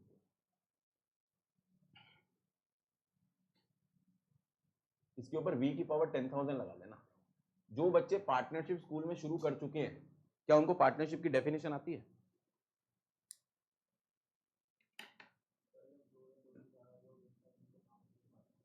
देखा ना कितनी जर्नल डेफिनेशन है, इसकी बहुत टेक्निकल डेफिनेशन। हाँ बता बेटा, कोई बात नहीं, बताओ, मुझे पता आपको पूरी नहीं आती होगी, मुझे ठीक करना है। अभी मैं लिखूंगा। कुछ नहीं, अब देखो भूला क्यों, क्योंकि समझा नहीं। समझो, अभी मैं आपको पढ़ा रहा हूं। अच्छा अर्शिया, तुम्हें मैनेजमेंट की डेफिनेशन याद है? समझी थी, अब तुम्हें मैनेजमेंट की याद रहेगी, हमने पूरा टाइम लगाया था उस पर। तो इसीलिए समझो, मैंने पहली क्लास में बोला सबको, चाहे वो अकाउंट्स हो, बिजनेस हो, इकोनॉमिक्स हो, समझ के करो, रटो मत। अब जो ये मैंने चार्ट बनवाए हैं, ये तुम अच्छे से आज घर जाके रिवाइज करना, आई अश्योर यू, अगर ढंग से समझे है ना तो तुम्हें, और ये तुम्हें जिंदगी के, ये रजिस्टर फेंकना मत, ये रजिस्टर तुम्हारे बीकॉम सीए जो भी प्रोफेशनल लाइफ में करोगे सब काम आएंगे। ठीक है, तो पार्टनरशिप की जो डेफिनेशन है, मैं पहले डिफाइन कर रहा हूं पार्टनरशिप की डेफिनेशन क्या है, फिर उसके एक एक वर्ड के मीनिंग है अपने। ठीक है, तो डेफिनेशन क्या है, अभी लिखना मत, मैं इसको यहां लिखवाऊंगा। Partnership is the relation between persons who have agreed to share profits of the business carried on by all और any of them acting for all. हर लाइन का, हर पॉइंट का मीनिंग है। अब टीचर तो कुछ भी बोल देते हैं। ठीक है, अब ध्यान से समझना पार्टनरशिप की डेफिनेशन को कैसे करना है। पार्टनरशिप क्या है, सेक्शन 4 डिफाइन करता है। कौन सा सेक्शन डिफाइन करता है? अब सेक्शन में भी बहुत कहानियां है, सेक्शन के बाद क्या पढ़ना है, सब सेक्शन पढ़ना है, क्या होता है सेक्शन, कभी फ्यूचर में टाइम मिलेगा, क्योंकि लॉ की क्लास नहीं है, अकाउंट्स की क्लास है, तो इस वजह से नहीं, तो इसको भी रीड करने की हायरार्की होती है बेटा, section, sub section, clause, sub clause, para, explanation, proviso. ठीक है, कई बार सेक्शन के बाद डायरेक्ट क्लॉज बोलना होता है, तो कंपनीज एक्ट में कहीं आएगा, बताऊंगा। ठीक है, तो सेक्शन 4 डिफाइन करता है पार्टनरशिप को। सेक्शन 4 किसका? Of Indian partnership. अब देखो पूरा लिखोगे ना मार्क्स मिलेंगे। Indian partnership act 1932 defines the term partnership. ठीक है, डिफाइन करता है पार्टनरशिप मींस, या पार्टनरशिप इज द, कुछ भी बोल सकते हैं। क्या है पार्टनरशिप? मैं पार्ट में बता रहा हूं, पार्ट तोड़ रहा हूं मैं, मतलब उसको। Partnership is the relation, is the relation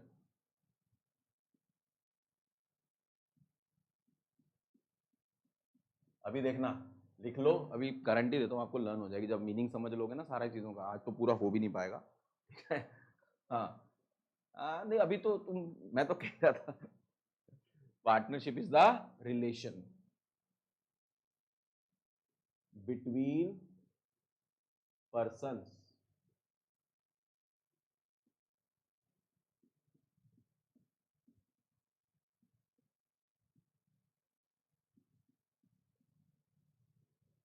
partnership is the relations between persons who have agreed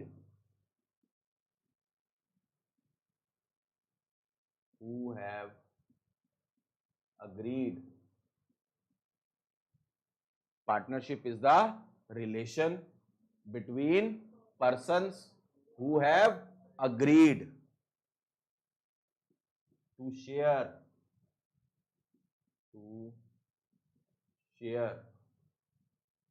profits, to share profits of the business, या ऑफ अ बिजनेस भी लिख सकते हो।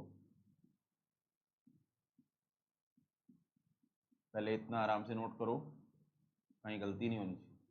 Partnership is the relation between persons who have agreed to share profits of the business. Note कर लिया इतना? इधर screen पे आ रहा है। Last line, carried on by all, carried on by all, carried on by all, or any of them, any of them acting for all।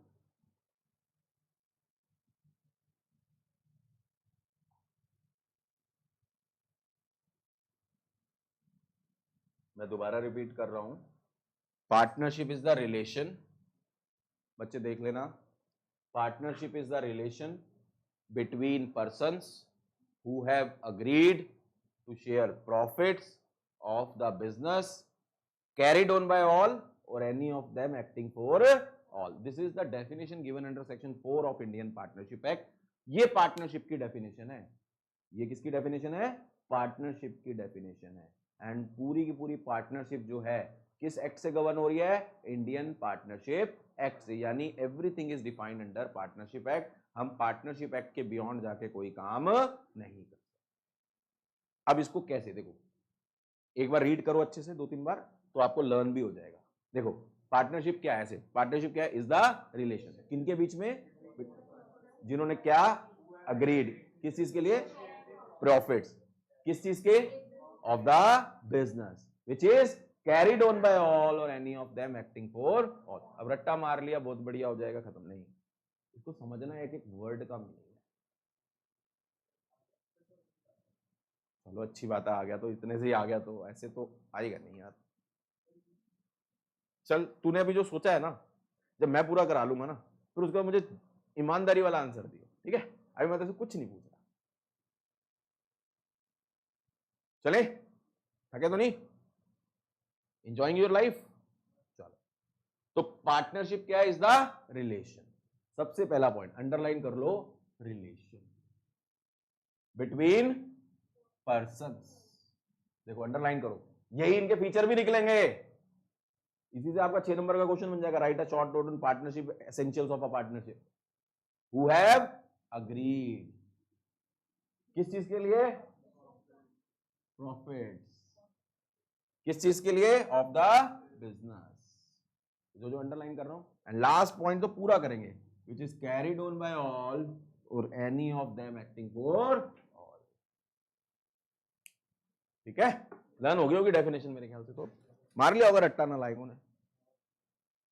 अभी तो समझेंगे. ठीक है बेटा. तो पार्टनरशिप क्या है? Is the relation between persons who have agreed to share profits of the business carried on by all और any of them acting. I hope so ये डेफिनेशन सबने नोट कर ली होगी.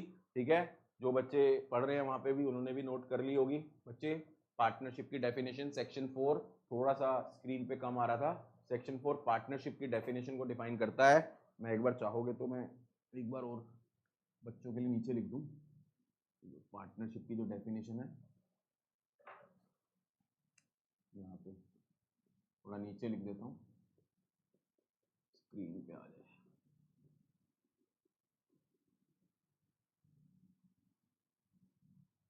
ठीक है, अब शायद आ रहा है. पार्टनरशिप, यस, सेक्शन 4 पार्टनरशिप को डिफाइन. अर्शिया आंखें बंद करके. ठीक है, पहला लाइन क्या था? पार्टनरशिप क्या है? प्रोसेस. कहाँ है मेरा डंडा? बताना जरा, नीचे से नहीं.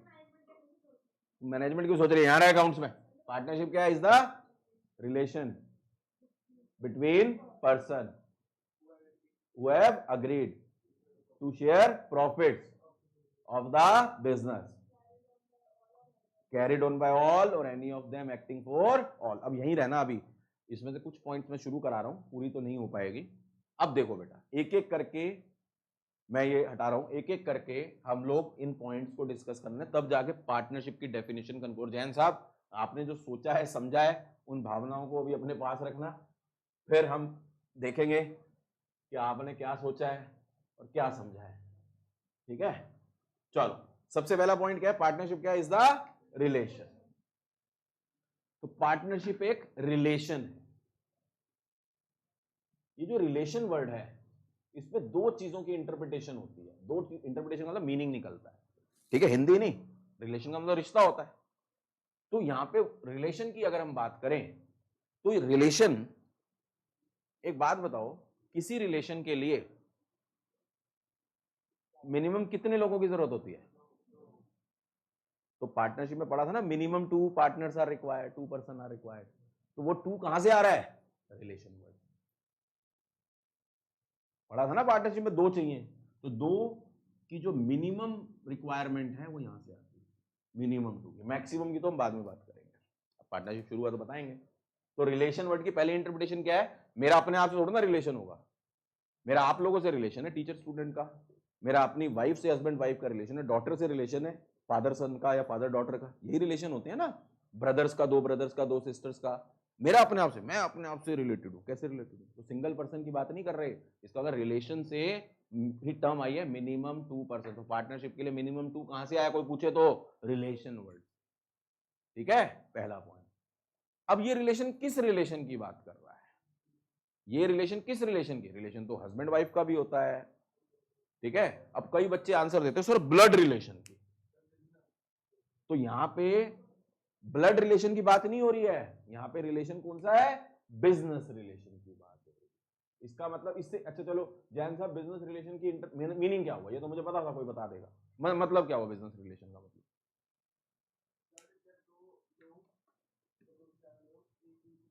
वो तो मुझे समझ आ गया, 2 लोग या 200। और कुछ बता इसमें, तब मजा आएगा, मैं मानूंगा तू समझा। सबसे मेन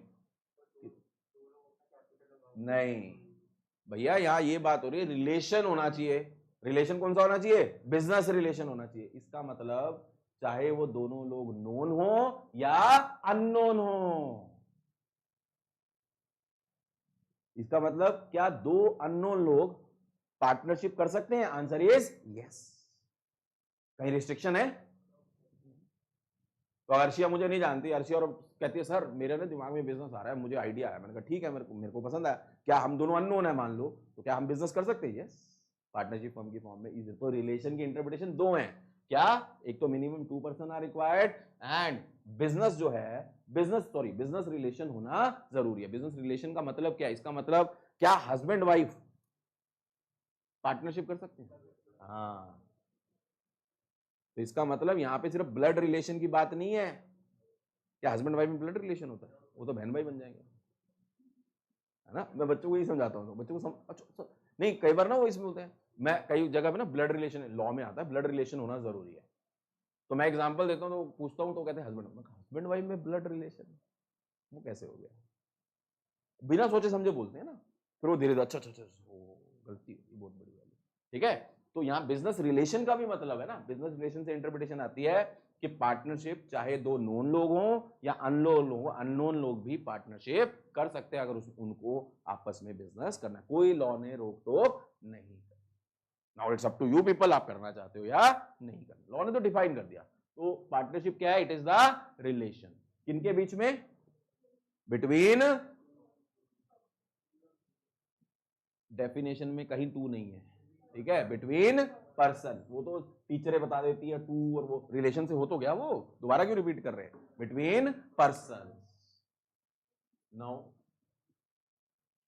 पर्सन्स की बात करते हैं, बहुत इंपॉर्टेंट है, भावनाएं आएंगी, इमोशंस आएंगे इसमें उमड़ उमड़ के, क्योंकि हमने जिंदगी में गलत सलत चीजें देखी हैं।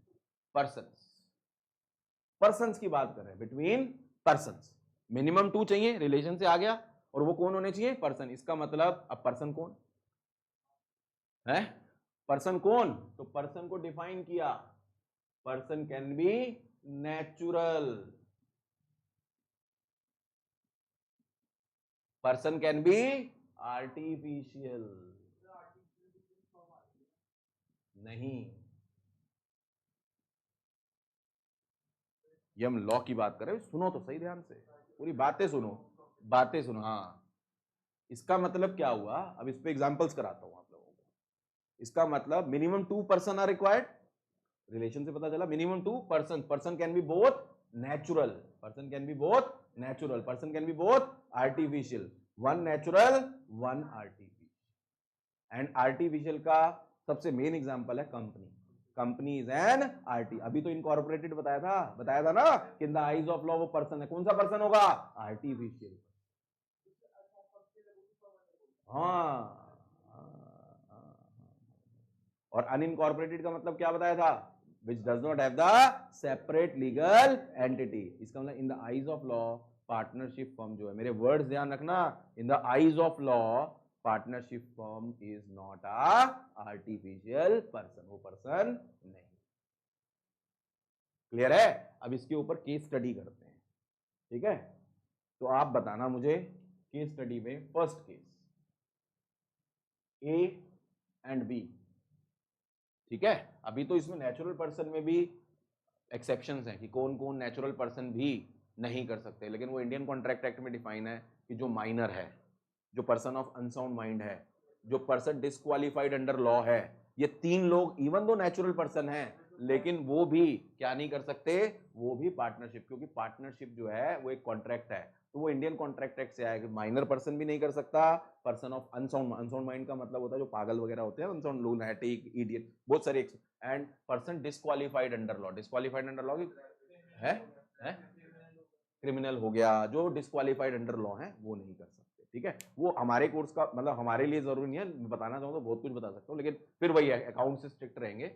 नेचुरल पर्सन, आर्टिफिशियल पर्सन, ठीक है। तो ए और बी मान के चल रहा हूँ ये जेन्युइन नेचुरल पर्सन है, ठीक है, माइनर नहीं है और ये मेजर है, ठीक है। ए एंड बी, क्या ये दोनों मिलके पार्टनरशिप फर्म बना सकते हैं? ये नोट करते जाना, ये नोट करते जाना, एग्जाम्पल्स वगैरह नोट करते जाना, ये सारे काम के हैं, कहीं ना कहीं केस स्टडी में पाए जाएंगे, बाद में समस्याएं हो जाएंगी। ये मैं किसकी बात कर रहा हूं कि क्या ये दोनों मिलके पार्टनरशिप फर्म बना सकते हैं या नहीं बना सकते। Person can be both natural, person can be both artificial, one natural one artificial. A and B मिलके पार्टनरशिप फर्म बना सकते हैं, मिनिमम 2 की रिक्वायरमेंट पूरी हो रही है। हमें क्या चीज चेक करनी है? 2 चीजें, एक तो मिनिमम 2 होने चाहिए और पर्सन होने चाहिए, दोनों सेटिस्फाइड होने चाहिए। ए एंड बी दोनों मिलके फर्म बना सकते हैं। क्लियर है? मिनिमम 2 में भी आ रहे हैं और नेचुरल, ठीक है। सेकंड, इधर ए है और इधर एक्स लिमिटेड है, क्या ये दोनों मिलके पार्टनरशिप फर्म बना सकते हैं? इधर ए है और इधर एक्स लिमिटेड है। मैंने कंपनी मैंने बताया था, प्राइवेट कंपनी, पब्लिक कंपनी। मैंने बताया था कंपनी 2 पार्ट में है, प्राइवेट का प्राइवेट लिमिटेड होगा एंड पब्लिक के पीछे लिमिटेड होगा।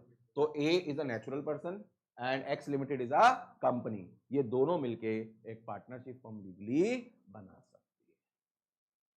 अब क्वेश्चन ना दिमाग में आता है बच्चों, सर कंपनी तो आर्टिफिशियल है, फिर वहां तो उसके बिहाफ पे कंपनी क्या करेगी? अपने किसी डायरेक्टर को नॉमिनेट कर देगी ना, जो उसके बिहाफ पे काम करेगा। वो सारी चीजें लीगल है, लेकिन बना लीगली अलाउड। अब ये चीजें ना पढ़ाई नहीं जाती स्कूल में, कुछ नहीं पढ़ाया जाता, मुझे पता है, ठीक है, लेकिन ये पहले जानना तो जरूरी है, ये तो पता चले कौन पार्टनरशिप बना ही कौन सकता है। ये स्टडी आती है, बोर्ड उठा के दे देगा, फंस जाओगे कभी, ठीक है। ये समझ आ गया? क्लियर? नेक्स्ट पूछूं? अब तुम्हें कंसेप्ट पता चल गया ना, तुम्हें जितना मर्जी घुमा लो, अनलेस आप कंसेप्ट को ढंग से अप्लाई नहीं करोगे, हमेशा आपका आंसर ठीक निकलेगा, बस आपको कंसेप्ट को अप्लाई करना है। नेक्स्ट, थर्ड देखो, इधर एक्स लिमिटेड है, इधर वाई लिमिटेड है, क्या ये दोनों मिलकर पार्टनरशिप फर्म बना सकते हैं?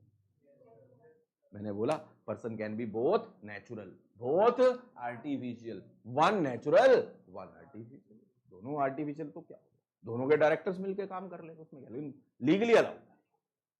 चलो नेक्स्ट, अब सोच के आंसर देना, ठीक है। इधर ए है और इधर एक्स वाई एक पार्टनरशिप फर्म है, सोच के आंसर देना, जल्दबाजी में नहीं। क्या ये दोनों मिलके पार्टनरशिप फर्म बना सकती है? सोच के आंसर देना, क्या ये दोनों मिलके पार्टनरशिप फर्म बना सकते हैं? हाँ चेतन,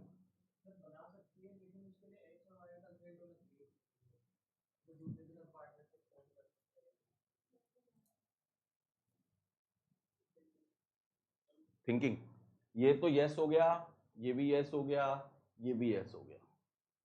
अर्शिया, मेरे जो लॉ मैंने बताया था ना, उस लॉ को ध्यान रखना बस।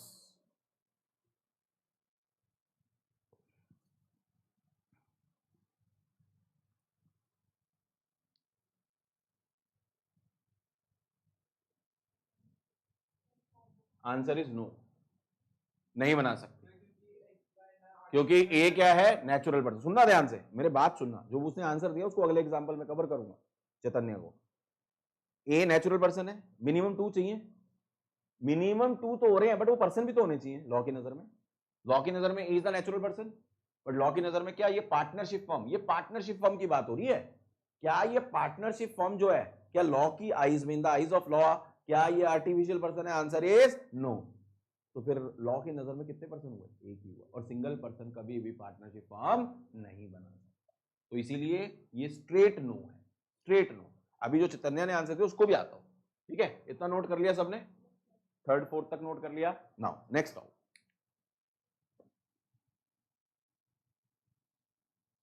नेक्स्ट कौन सा था? फिफ्थ, एक्स लिमिटेड इधर है और इधर ए बी पार्टनरशिप फॉर्म है, क्या ये दोनों मिलके बना सकती हैं? क्या ये दोनों मिलके पार्टनरशिप फॉर्म बना सकती हैं? नो, इससे पहले वाला सेम एग्जांपल था, बस यहाँ पे नेचुरल था, वहां आर्टिफिशियल है, लेकिन पार्टनरशिप फॉर्म तो है ही नहीं ना, तो इसका मतलब ये भी नहीं। जब ये ही नहीं हुआ तो ये कैसे हो जाएगा? ठीक है, क्लियर? नाउ 6th आउट, इधर ए बी पार्टनरशिप फॉर्म है और इधर एक्स वाई पार्टनरशिप फॉर्म है, क्या ये दोनों मिलके एक नई पार्टनरशिप फॉर्म बना सकती हैं? Answer is no. दोनों ही, हाँ, एक जब एक में पर्सन भी कवर नहीं हो रहे तो दो कैसे हो जाएंगे? अब यहां पे चैतन्य वाला आंसर सुनना ध्यान से, यहां पे लॉ ये बोलता है कि A B partnership firm firm की कैपेसिटी में, एक्स वाई पार्टनरशिप फर्म की कैपेसिटी में, ये दोनों मिलकर नई पार्टनरशिप, क्योंकि दोनों ही अनइनकॉर्पोरेटेड है, तो नई एक अनइनकॉर्पोरेटेड कैसे बना लेंगे? ये तो नहीं हो सकता।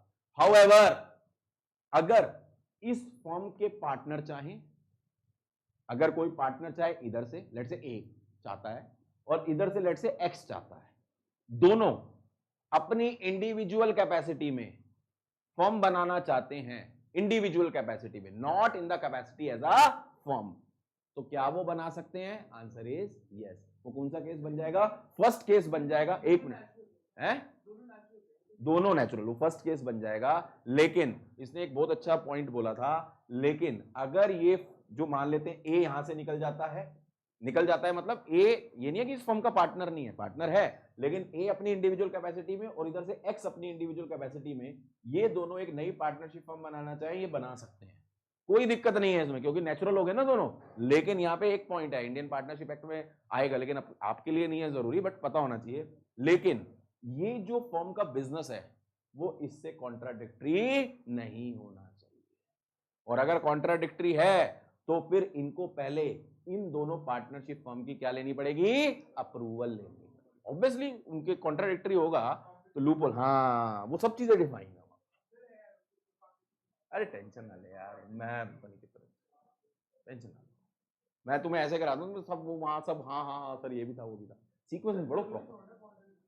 मैं कह तो रहा हूं अगर कॉन्ट्राडिक्टरी है तो अप्रूवल लेना पड़ेगा, अगर कॉन्ट्राडिक्टरी है तो अप्रूवल लेने की जरूरत नहीं है। मैं तो अप्रूवल की बात कर रहा हूं कि अप्रूवल लेना नहीं चाहिए। तब क्यों चाहिए? एक बात बता, तू मेरे साथ पार्टनर है, ठीक है, अच्छा एक और छोड़, पार्टनर को छोड़, तू ऐसे ही बता, पार्टनर को तो छोड़ दे, बहुत दूर की बात है।